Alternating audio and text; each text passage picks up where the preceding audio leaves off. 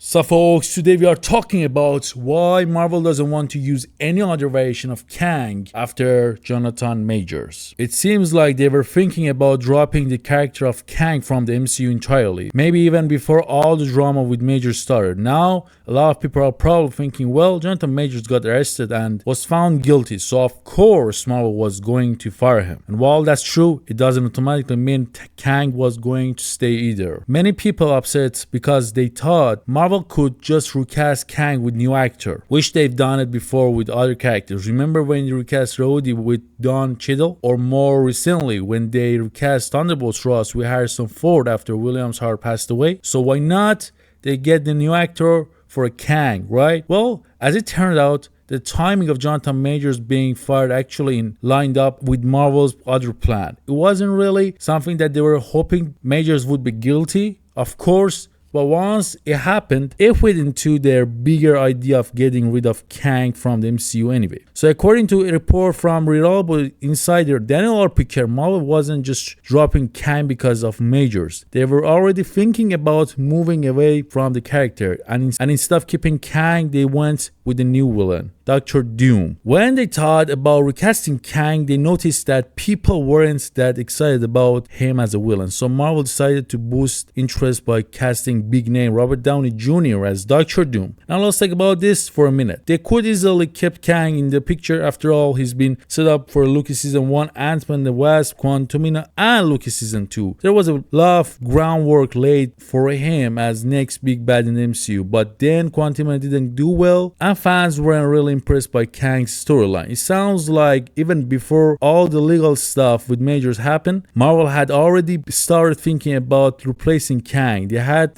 gone on retreat to figure out the future of MCU, and report says that Dr. Doom came up a lot during those discussions, so they were looking at other options before Kang's story fell apart. And you know what? Ant-Man and the Wasp: Quantumania didn't just struggle at box office, it didn't land well with fans either. The movie didn't perform great, and Kang wasn't seen as a big enough villain to get people excited before what's next. If you like the movie, that's cool, but overall it wasn't a hit, so Marvel probably realized that Kang wasn't going to be a big, memorable villain they needed for the next phase of the MCU. This is when Jonathan Majors' situation kind of worked out for Marvel. They were already thinking about moving on from Kang, and now they didn't have to worry about the recasting him after Jonathan Majors was fired. Instead, they decided to bring in Dr. Doom, a much more well-known and iconic villain. And Dr. Doom has appeared in the other movies before, so even people who don't follow the comics or animated shows will recognize him. In comparison, Kang was more of an unknown character to many casual fans. Now let's talk about Robert Downey Jr. being cast as Dr. Doom. Some people think it's just a gimmick, but actually think it's a smart move. Marvel knows that a lot of fans have felt like the movie hasn't been exciting lately, especially since the end of Phase 4. Bringing back Robert Downey Jr., who is one of the biggest, most beloved characters in the MCU, gets people talking. Whether you like it or not, it's creating buzz. Even if people aren't sure about it, they are still curious to see what happens next. It's also rumored that Robert Downey Jr. only agreed to come back if the Russo brothers were returning to direct, which would make sense because they were responsible for some of the MCU's biggest movies. So by having Downey Jr. return as Doctor Doom, it's just not about casting a big name. It's about raising the stakes and getting people excited. This move shows that Marvel is aware of the mixed reaction to their recent project, and they want to bring back the hype. So at the end of the day, it looks like Kang was going to be phased out. Whether or not Jonathan Majors stayed in the role, it just happened that the timing of Majors finally lined up with the Marvel's biggest plan. Even if Majors hadn't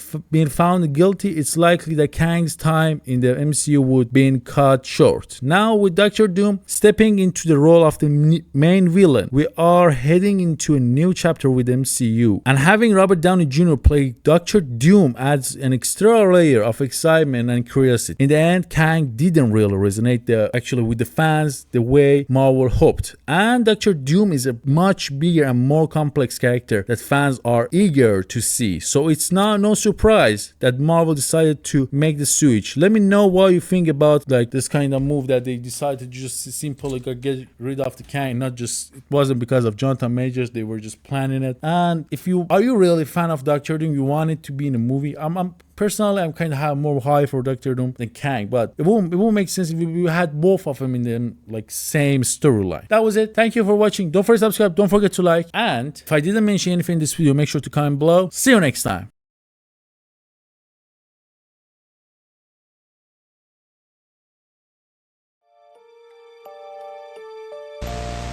What is that? 1300 AD, they called this man the hero from the sky. He was prophesied to have destroyed the evil